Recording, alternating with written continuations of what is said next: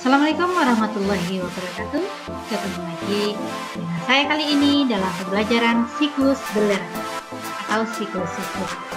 Siklus sulfur itu termulai atau terbentuk mulai dari hidrogen sulfida yang berubah kemudian menjadi sulfur dioksida di udara dan juga berubah menjadi sulfat dan kembali pada hidrogen sulfida. Itulah dari siklus sulfur. Di mana saja kita dapat menemukan sulfur? Kita dapat menemukan sulfur, kita temukan pada tanah, kemudian juga ada di udara, kemudian juga terdapat di tubuh organisme, kemudian di produk-produk buatan manusia. Kita lihat satu persatu. Di tanah, sulfur itu berbentuk dalam mineral atau terkandung dalam mineral. Di udara, sulfur bentuk pada sulfur dioksida. Di organisme, tubuh organisme itu merupakan sebagai penyusun protein. Dan pada produk buatan manusia kita temukan pada korek api, bahan pupuk industri, dan lain. Ya, baik, kita lihat bagaimana siklus atmosfer. Di atmosfer ini siklus sulfur di atmosfer, di air dan juga di tanah. Bagaimana? Di mana dimulainya? Di mana berasalnya? Kita menemukannya dalam video pembelajaran. Baik, kita simak bersama-sama bagaimana siklus sulfur. Ini merupakan gambar belerang yang dapat di kawasan kawah gunung berapi. Apabila terjadi hujan asam, maka tumbuhan mati, hewan juga mati, bisa mengalami pengeroposan dan juga mengalami perkarapan. Itu apabila mengenai kulit, maka kulit manusia akan iritasi. Kita lihat bagaimana atmosfer.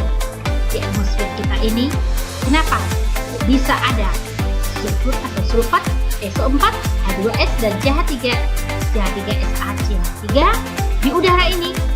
Nah, ternyata semua gas-gas yang mengandung asam ini berasal dari erupsi gunung berapi dan juga berasal dari asap-asap aktivitas industri atau pabrik-pabrik, asap-asap kendaraan bermotor. Juga bisa mengakibatkan adanya SO2 dan SO4 di awan atau di udara. Kemudian yang nantinya bereaksi dengan air, maka akan terjadi hujan asam. Di mana hujan asam ini, kadar asamnya sangat tinggi yang dapat mengakibatkan tumbuhan bisa menjadi mati dan hewan juga bisa menjadi mati. Ya, itu adalah akibat dari hujan asam. Apabila hujan asam ini jatuh ke dalam tanah, ya, apabila hujan asam ini jatuh ke dalam tanah dan diserap oleh tanah, seperti ada gambar panah ini, kemudian diserap oleh akar tumbuhan dan tumbuhan tersebut juga dimakan oleh hewan-hewan, maka hewan tersebut juga bisa mengalami kematian. Nah, apabila makhluk hidup ini, hewan dan tumbuhan ini ataupun manusia yang sudah mati, maka diuraikan oleh dekomposer, mengalami proses dekomposisi atau pengurai oleh bakteri. Nah, di mana bakteri ini adalah bakteri aerob yang menghasilkan sulfat SO4 dan anaerob H2S asam sulfit. Nah, ini diuraikan di dalam tanah dan kemudian kembali diedarkan di dalam tanah, ya, kembali diserap oleh tumbuh-tumbuhan, perbukitan, pegunungan. Kemudian ada juga asam sulfat tadi digunakan oleh manusia sebagai bahan bakar aktivitas industri melalui proses tambang bahan bakar atau tambang minyak. Ini tentunya kembali digunakan oleh industri, kemudian yang bisa menghasilkan oleh asap, ya, begitulah seterusnya.